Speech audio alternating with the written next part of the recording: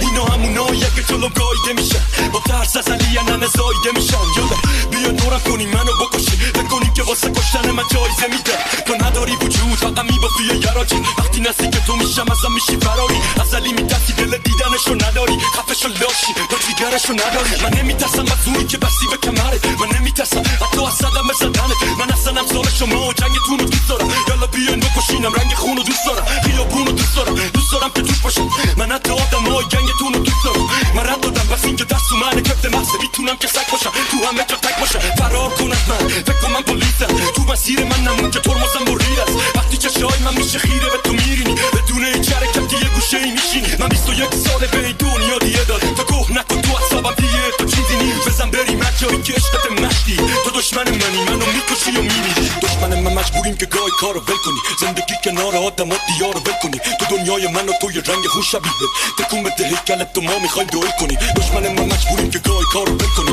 زندگی کنار آدم ها دیارو ول کنی. تو دنیای من و توی رنگ خوش شبیه، تکون بده هیکلت تو ما میخوایم دوئل کنی. بدون فرقی نمیکنه رنگ من با رنگ تو، اما پر از تفاوت جنگ من با جنگ تو. جنگ من با لحظه ها خاطرات تلخ، درگیری با مزه ها ما یاد در. دنیا خیلی تو تلاش زیرم و بگیره، تا اینجاشم که ایستادم شیرم و کشیده. من نوشتم جنگ من با گنده تر از توه، جنگ من یه فریاد از عمق تعصبه. چشای تو دنباله یه ماشینه یه پول داره، با چشای من دنباله یه قیصری که خون داره. منو صدام تخمای هرکی چپ کندی، اما تو ادعا تنوز ازم میترسی. تیکه تیکه های قلب بره ریخ، منو سکوت و جنگ با تن غمه ای. من هر جایی که بخوایم راه تو میام، ترس ندارم از هیچ ننقبه ای. وایسا هنو مونده من آتیشم بدنم و زندگی سوزونده.